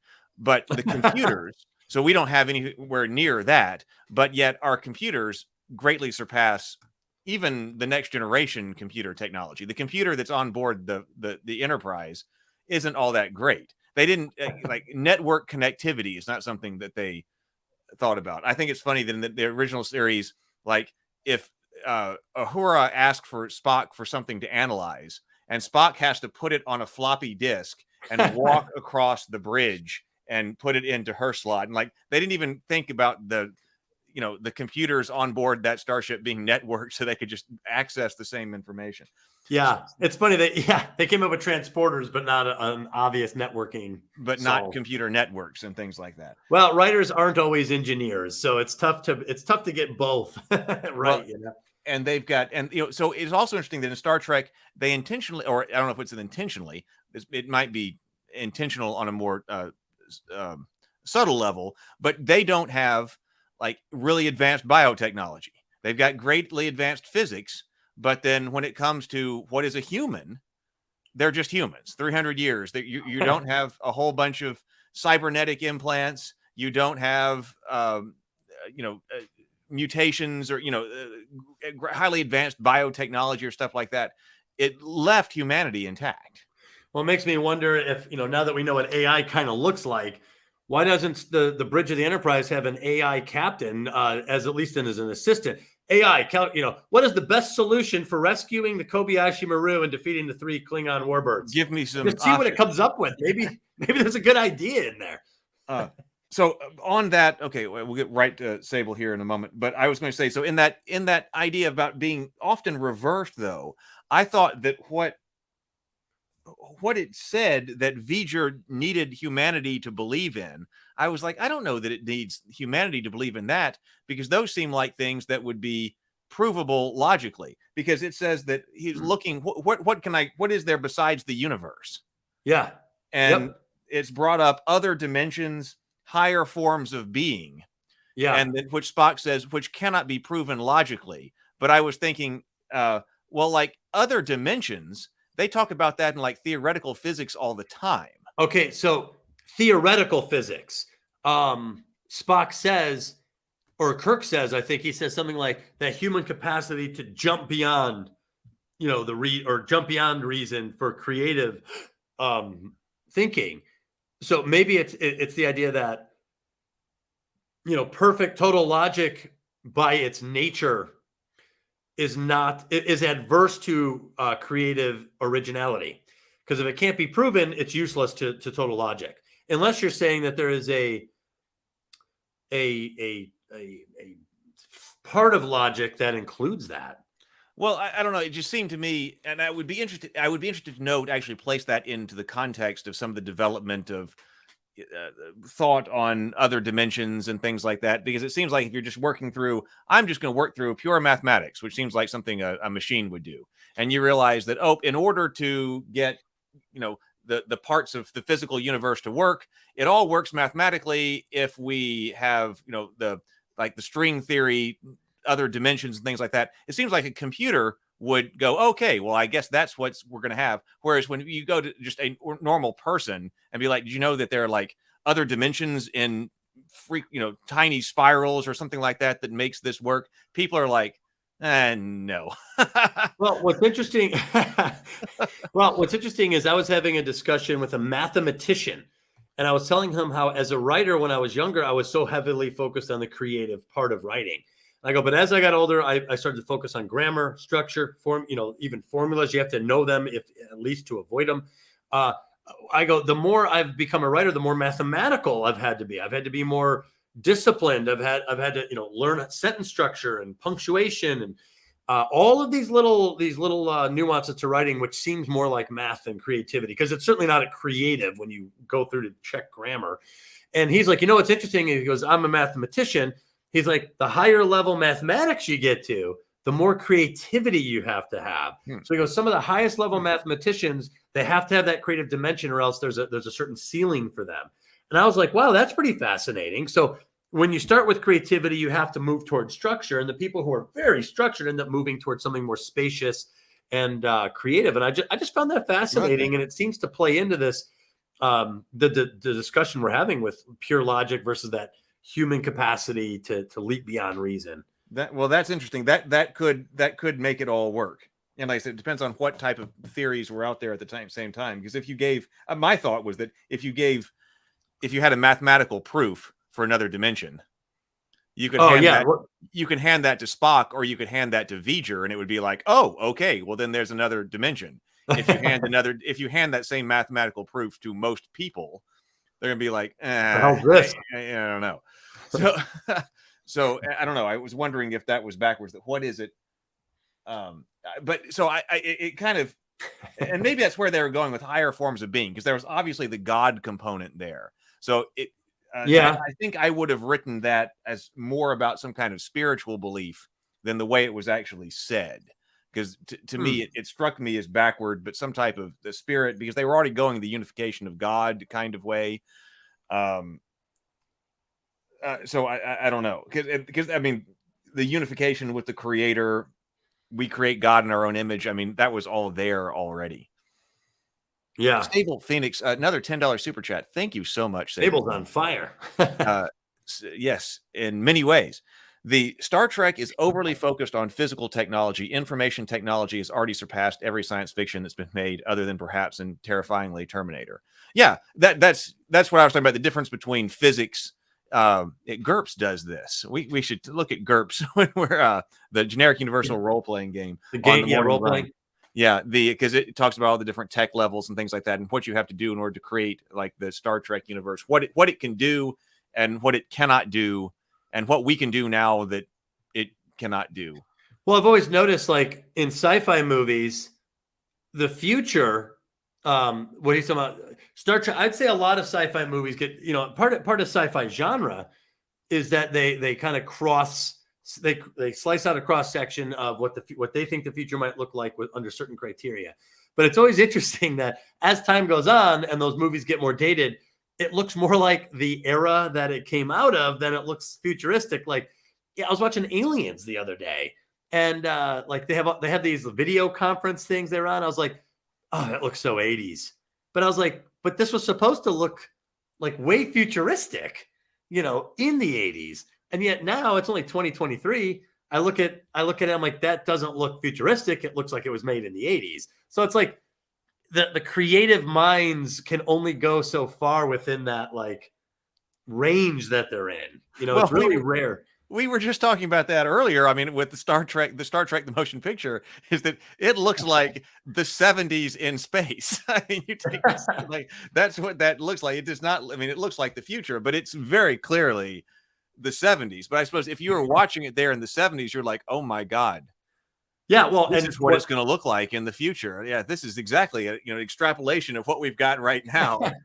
Well, and what Sable Phoenix is saying, like, information technology has already surpassed science fiction. So, yeah, like reality, the way it really develops is always far more dangerous, scary, interesting, useful. Like you said, they didn't even think to network the computers.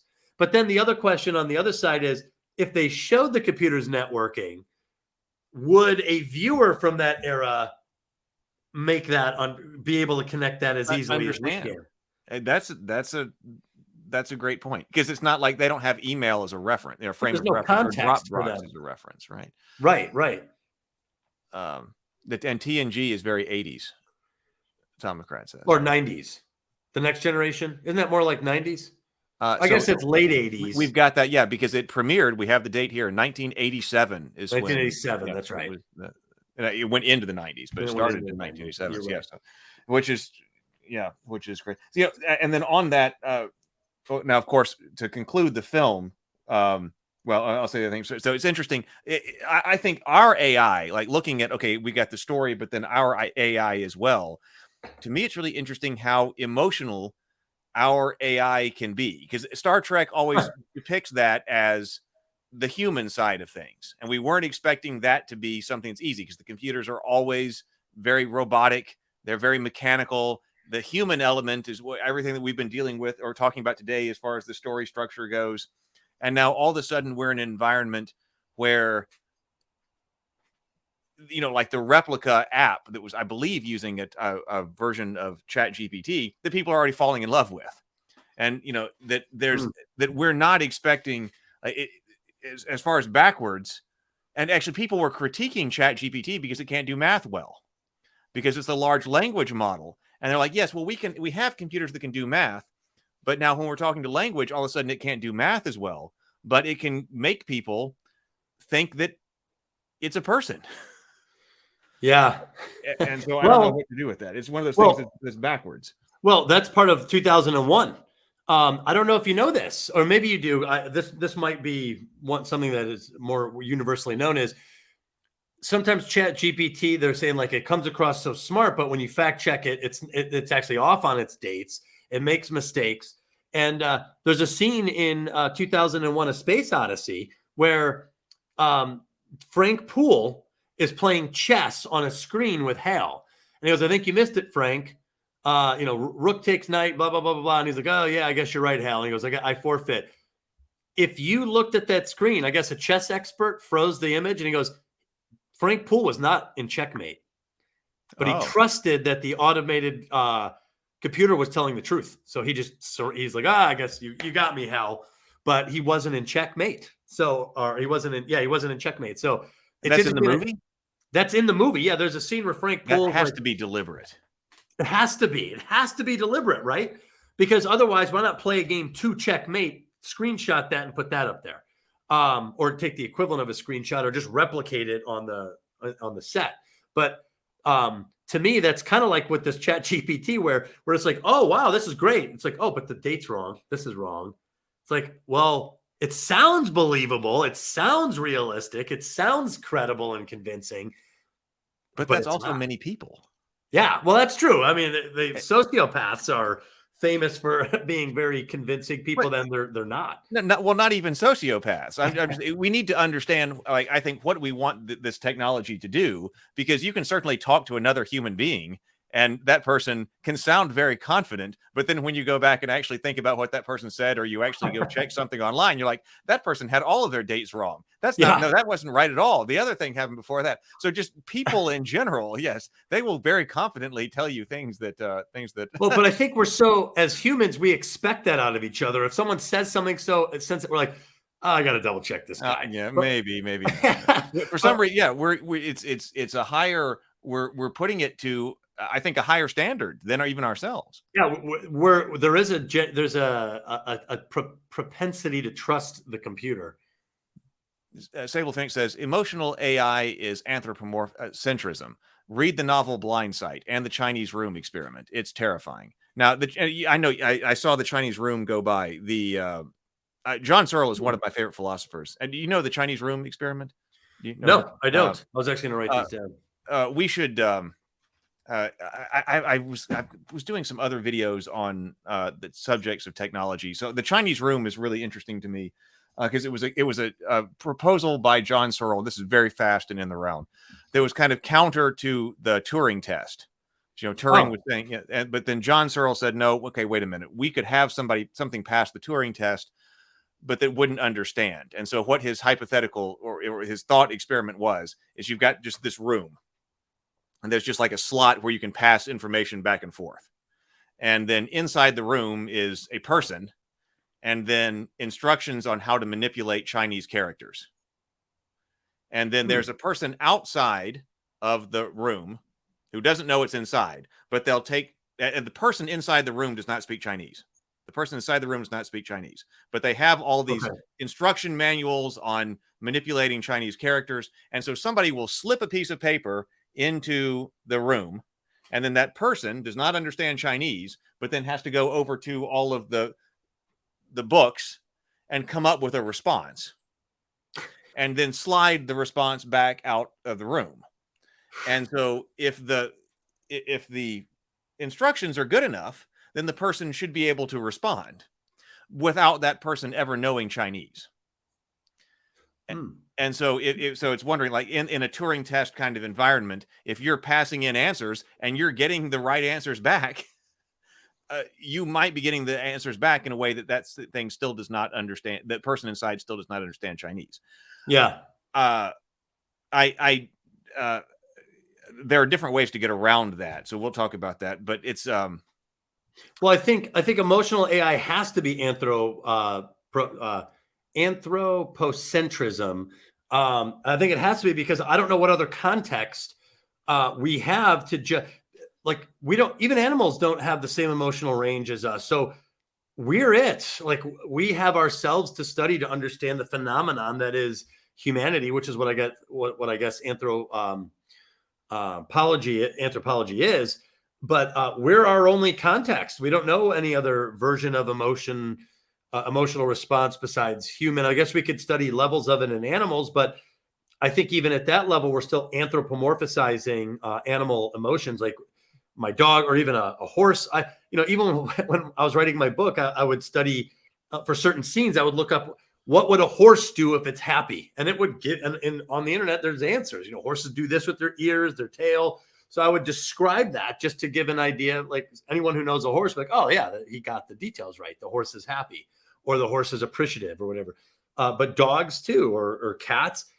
But we still channel that all through our own understanding of what the emotion is that we think we're reading. That's the best we could do if we're going to program that into AI. What would be really interesting, like in those art AI things, if you're programming it in and it comes up with something bizarre and random, there's something cool. Sometimes I'll intentionally write something vague just to see what the AI comes up with. And they come up with some cool random stuff in pictures. This would almost be a cool story. Like, what if they came up with their own version of an emotion or something outside the human experience that's similar, that's random, and like the ghost in the machine type thing, that it spits out something that we couldn't have accounted for because we don't do it, but the AI simulated it. Anyway, I'm way off on a tangent here, but the anthropomorphizing of AI to me is inherent in the fact that we don't know how else to program it besides an anthropocentric point of view. Well, and see, I don't think that it will matter, because it will that if it appears emotional to most people, then I think we'll accept it as emotional, and it can already use language to that effect. It can convince people that like there was the Google engineer who it convinced was convinced that there was actually a sentient being in the computer. Wow. I think most people will just accept it. Retro Nerd Girl is here. Oh, Retro Nerd Girl. Awesome. Okay, what I was going to say is great to have you here. Great to have you here, Retro Nerd Girl. Zero Theory says, listening to a panel the other day, years ago, they thought art would have been one of the final pillars of human endeavor to fall to AI, and it ended up being one of the first. Yeah. So much of that ended up being backwards. That is interesting. Has to be deliberate. Yeah, so talking about the Kubrick was too much of a control freak to have missed that. Totally. That's the kind of movie where everything seems to be so deliberate, and we're going to take our time. Yeah, In I other love it movies, because it's also from a writing standpoint. It's you would now. I believe very few viewers would have gotten that. I like to believe that it's subliminal, and just watching the human surrender to the computer so quickly is still a subliminal cue. And now that we know that that's the case, you can go back and watch the movie, and now it serves as a precursor, like foreshadowing the fact that this It's a robot's foreshadowing. on the verge of becoming homicidal and malfunctioning. Let's see. Zero the Blade says the moment AI gains singularity, independence is when it's at its most dangerous because it can think for itself. Zero Theory says, to me, the Chinese room is an analogy for the human brain. Our brain cells know what the know not what signals they pass. They just follow preset rules. Yeah, to me, and that's one of the ways around the Chinese room. And to me, I think the human is acting like the CPU. Sable Phoenix, we're going to wrap up here in just a moment, but we'll look here. So Sable Phoenix says, right, the problem with anthropocentric AI is the same as the Star Trek, the motion picture Spock and his compatriots. They are inherently psychopathic. I think that's psychopathic. They respond how we expect, not how they actually intend to act. Right. The problem with the AI is that's the same as Spock in the motion picture and his compatriots. They're inherently psychopathic. Who's psychopath? If you could type it in the chat, who's psychopathic? The V'ger and Sable Phoenix. You mean V'ger? Because it is interesting in the movie, the interaction between the crew and the probe Ilea, who serves as, V'ger's ambassador, and how they try to communicate to each other. There's an interesting scene where she goes to Kirk, she goes, "You will lead me to the next thing."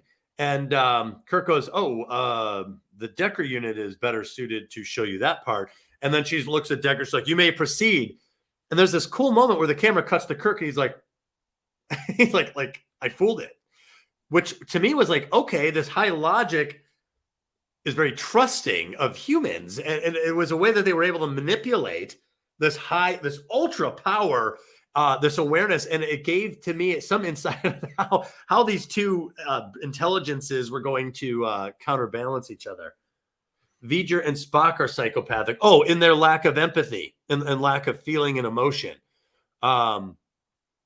Yes, and I think that was the moral of this story. I think when Heath was like, "What's the story about?" I think it's about the limitations of total logic, which Spock thought he wanted, and then he encountered it, and once he encountered it in its most powerful form, he decided it was missing such simple things on the emotional level, and that was important to him.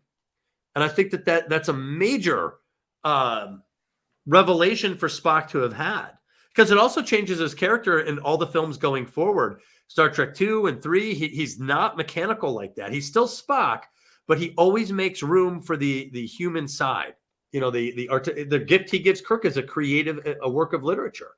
Charles Dickens in Star Trek 2. So, Spock definitely learned his lesson from Star Trek 1 and took it with him in his character. Meaning he's no longer psychopathic in that definition that Sable Phoenix is talking about. I like that. Yeah, I like that. And it is nice that at the end of that movie, as I always thought, V'ger brings basically the entire universe to Earth, and it's up in orbit, and it transmits. But it's awfully nice that in order for Star Trek to continue as the physical story, that it disappears into another dimension after it unifies with a human and is gone. Well, otherwise, Star Trek would go very different. You could just explore the V'ger cloud and see what is out there in the universe. That's V'ger. Wait! Don't meld yet. We want to see what's in there. Well, I wanted to talk briefly about Ilea. I thought she was pretty awesome in this.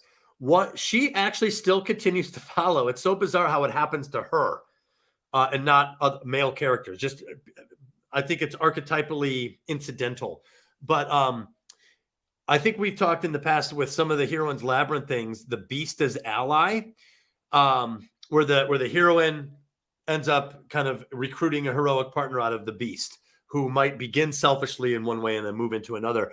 I have in the book. I've never discussed it on this channel, but there's two variants of that, of the Beast as ally. And one is the bridal ambassador, in which the heroine is married to a foreign suitor and then becomes like her Beast as ally, and she ends up building a bridge. And they a lot of times can solve diplomatic problems through this bridal ambassador position that tons of heroines have served this role in stories. And then I also even mentioned a more modern variant, which is just the female diplomat.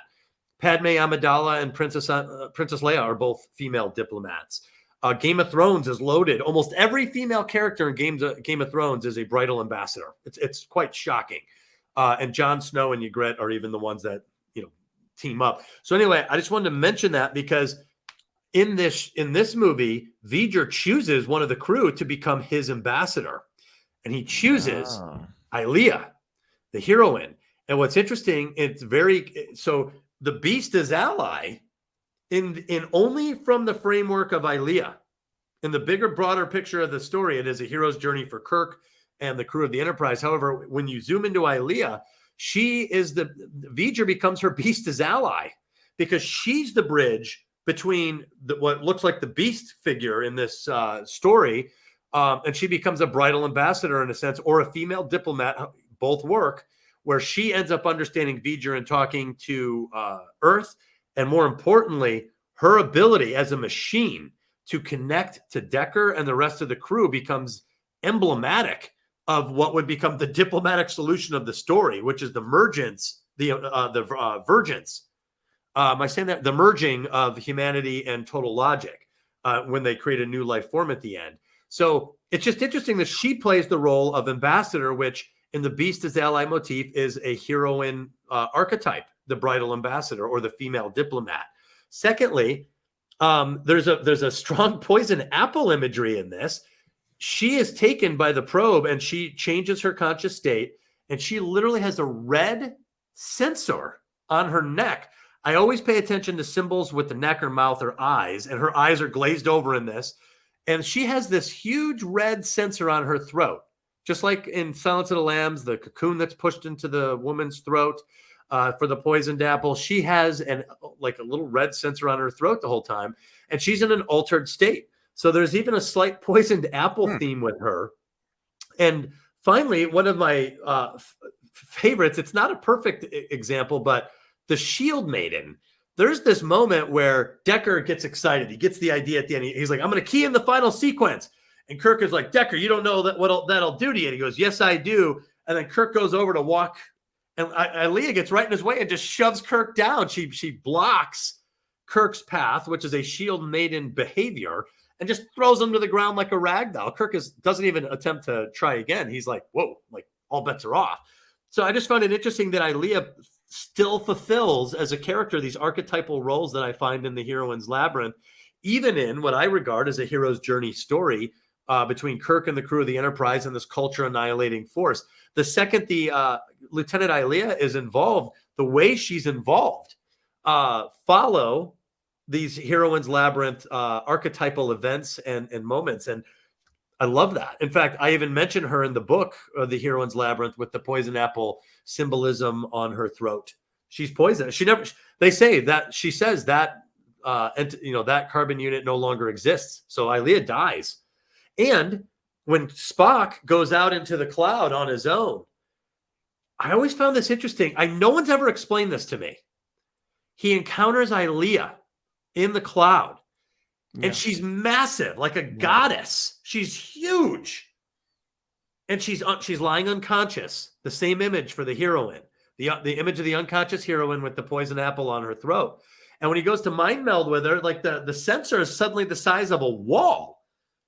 And I don't know what, and I've never even come up with a great explanation for this either. I just think it's fascinating that she takes on the visual image of a goddess-sized woman to Spock. And it is also the encounter that Spock has with this version of Aelia that changes Spock.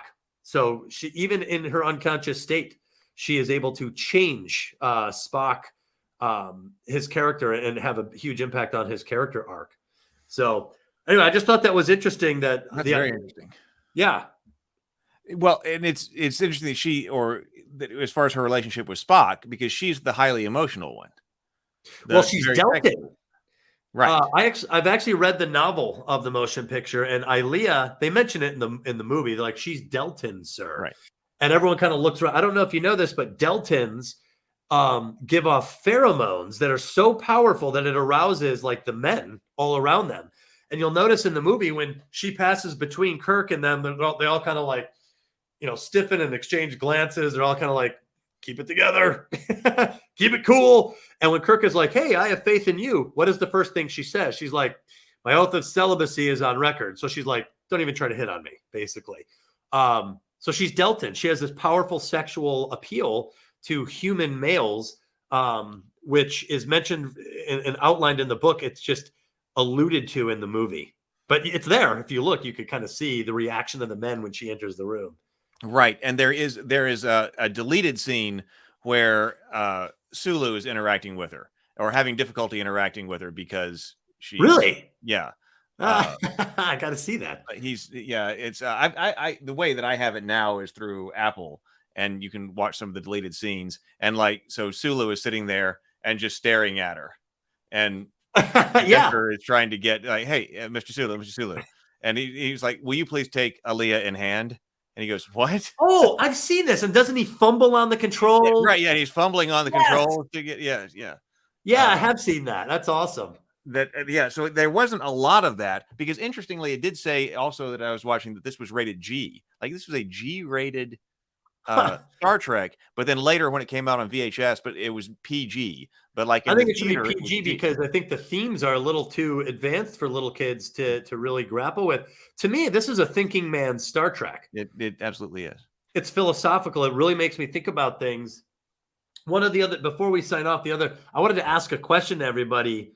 Okay. Well, and especially to you, Heath. What do you think about Spock leaving the Enterprise? He goes out. Oh yeah. Oh, in the suit. I think he did not plan on coming back. I think that was an act of self-sacrifice in order to become what Ilea was, which was the ambassador.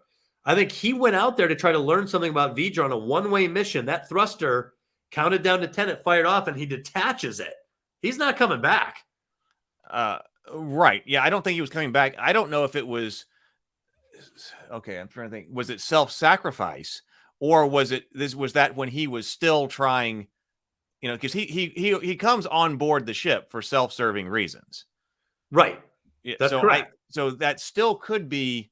So there's a discussion early on with Kirk and Bones where he goes, how do we know that Spock wouldn't? And then Kirk finishes the sentence. He goes, put his own interests ahead of the ship's. And he's like, I could never believe that about Spock. Remember, he says that I could never believe Spock would put his own interests ahead of the ship. I think when Spock gets in that suit, he nerve pinches the guy who's standing guard. Yeah. So that's actually and that never comes back up again. Yeah, he assaulted one of the crew members to get this thruster suit. Totally. He steals the thruster suit. It's an unauthorized thing. And he goes out there. And I think this is as close as Spock gets to putting his interests ahead of the ship. And I think he did it because he reconciled it in his head that he was going to learn something about V'Ger that could not otherwise be learned through a mind meld of some kind or something that he was going to learn. And he's talking. He's like, it's all stored here, recorded. So he learns a lot. Yeah. And he is recording it he is recording it. Yeah, so. He was recording it. But he did not intend to come back. He went out there. He ditches the thruster in a pretty cool scene where the thruster just kind of spirals away. And then he goes out there. I don't think he planned on coming back, which means A, he is sacrificing himself. B, I think he also is motivated by this insatiable need to merge with total logic, which is a self-serving plan. Right. But I think he did it in order to learn something about V'Ger in order to save the planet. And the only reason I bring it up is because when I watch that scene now where Spock goes out there, it reminds me a lot of Star Trek 2. Because he makes a very similar decision in Star Trek 2 to leave his post, to nerve pinch someone who's standing in his way. In Star Trek 2, he does it to Bones. And then he said he goes on what should have been a one-way ticket in order to save the ship or Earth. And it's weird because I never thought about that when I saw it as a kid, because Spock comes back. So in my head, I always connected, oh, Spock's there. He'll be back in a little bit. He mind melds and he falls backwards and he tumbles luckily through the aperture, and Kirk catches him. But I don't think he was meant to come back. Yeah, I don't think he was either. Because then he's very different. That's after he comes back, he's different.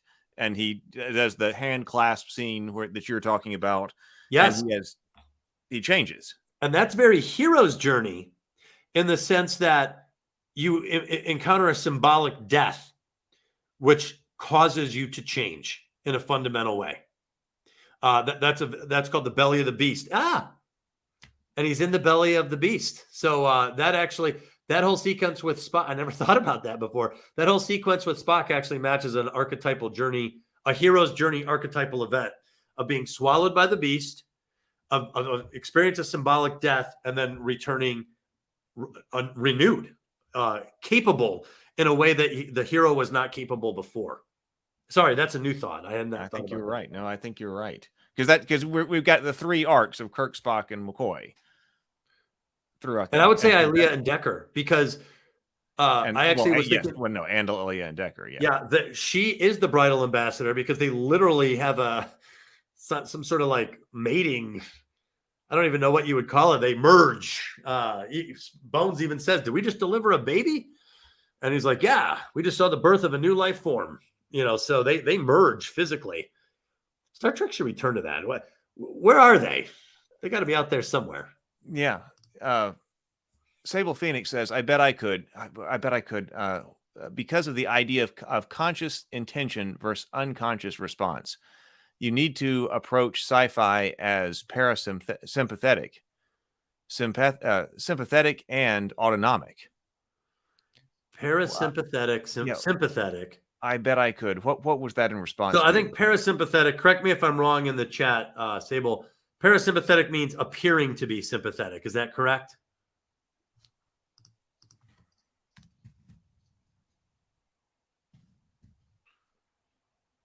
Parasympathetic, relating to the part of the automatic nervous system that counterbalances the action of the sympathetic nerves. It consists of nerves arising from the brain and the lower end of the spinal cord and supplying the internal organs, blood vessels, and glands. Okay, interesting. So Spock, Kirk, and McCoy are the physical representation of the sympathetic, parasympathetic. Oh, that's interesting. I see what he's saying now, that they're stand-ins for that response to a biological response to a threat of some kind. Well, yes, because you often hear in storytelling writing that Spock is brain, McCoy is heart, and then Kirk is spleen or action. Spleen is action. Is bravado, right? So you've got bravado, heart, emotion, and then logic, brain. And it's those. So in a certain sense, that they're one internal dialogue, which is, I think, is what they're talking about. So when you have Kirk, Spock, and McCoy together and they're having a conversation, you're having a conversation about these three parts of yourself. That's beautiful. That is beautiful, because in my opinion, great writing does exactly this. You have something that's primal and real that's being humanized in a way that is compelling to the viewer or the reader. So if Sable Phoenix is right, which at least this is a theory, but if this theory is correct, that Kirk, Spock, and McCoy are physical representations of the sympathetic, parasympathetic, and autonomic, then we are, as the viewer, experiencing the three responses we would be familiar with play out. And you're watching that play out. Exactly. Right. Yeah. In a humanized way. And I love that, because that's what great writing does. And that's why I think this movie, as plagued as it is with certain problems, it has still stood the test of time. And I think it's because of things like that. What Sable Phoenix is talking about, there's things that resonate with this that are hard to shake. They stay with you. I think about this. I think about this. their character representation, because I think Kirk, Spock, and McCoy are such a great example of this when you're talking about heart, brain, and spleen. And to me, it's an argument for not having well-rounded characters. And of course, it depends on exactly what you mean by that, but that doesn't mean not nuanced. You can have nuanced characters, and you can have characters with great backstories and things like that. But one of the reasons I say, well, maybe we shouldn't have well-rounded characters is because when Spock is on, what element does Spock need to be bringing to the show? Like, what does his argument need to be? Well, Spock is on the logic side. Right. When McCoy is also in the briefing room, discussing the problem, what side of it does McCoy need to be taking? Well, it needs to be, the heart side. It needs to be the emotional response. When Kirk is dealing with something, it needs to be the bravado side. That's what he needs to be arguing for something. And then you're going to watch all of this right here play out between those characters, and then they're going to have to come up with a solution. All three axes pulling you. Yeah, exactly. Exactly. And that's what makes it resonate. From someone who loves watching movies, so much so that I wanted to be a writer, those are the things I key on a lot, because what happens when you write, this happens when you write on accident. And, to me, while you're writing, this stuff comes out. It just happens, right? It's our way of interpreting and demonstrating or expressing something. And so that obviously happened here, and it works for a reason. Spock needs to be a green-blooded monster. He does have green-blooded, inhuman. Yeah. So see. Yeah. So I see what's going. The Trinity for life. Well, I think Star Trek has always been I shouldn't say always, because modern Star Trek sucks, except for Picard season 3. Models for us, problem solving. When they're on the bridge of the Enterprise and V'ger's there's some great discussion on how to handle V'ger. And Bones, the heart, is like, Spock says V'ger is a child learning, adapting, and Bones is like, what do you want us to do? What do you suggest we do with this child? Spank it? And then Kirk synthesizes both pieces of information and adopts a parental tone with V'ger. And it's great because at first this works. He's like, we know why. No one's responding. She's like, tell me. He's like, no. And there's this great moment where she's like, you will tell me now. And he's like, nope, I won't. Clear the bridge. And he's walking away. And then the probe Ilea gets a little desperate. And she's like, Kirk unit. And she really humanizes herself. And she pleads. It's like a plea. And he notices and he turns around and he's like, because you're about to destroy Earth. And he's like mad at her. And then even better, she's like, I'll withdraw the probes if you disclose the information. And then Bones is like, it learns fast, doesn't it? She reversed the order of event. But it's all about problem solving. Kirk is hearing an issue. Spock made an observation. Kirk takes the observation, maybe V'ger's a child, and then puts it into immediate practice by acting like a parent. And I thought that was beautiful. I'm like, look at Kirk. He's implementing. He just heard a piece of information, of intel, and is immediately acting on it. Actionable intel. He changes his strategy immediately up when hearing that information. And that's what makes Kirk so awesome. Yeah, I like that. And that's why that's everything right there is my argument for not well-rounded characters, especially in movies when you don't have time. Like, they're not going to be on screen for all that much time. I mean, just generally speaking. So you create somebody who is strong, who what they are bringing. When they're on screen, when they walk onto the bridge or whatever, what element they're going to be bringing. Well, and there's a level of intuitiveness with characters. There are times where you do role playing. There's time. I actually learned a lot about writing through role playing. There's times where in the middle of role playing, the characters enter a bar and they see this character, and you look at a photo, and if you're the dungeon master, look at that photo and infer something about that personality and improv it right there. And you start building it all in. It slowly this character comes to life by the way you act this character out. It's not fully fleshed out, but there's something intuitive that character's bringing into this picture, and you got to put that into your story. And really good writers I shouldn't say get lucky. Really good writers are able to pull this out of a lot of their characters. They intuit something about that character, and they start fleshing it out, and that character becomes more and more central. Well, I have had a great time. This has been great.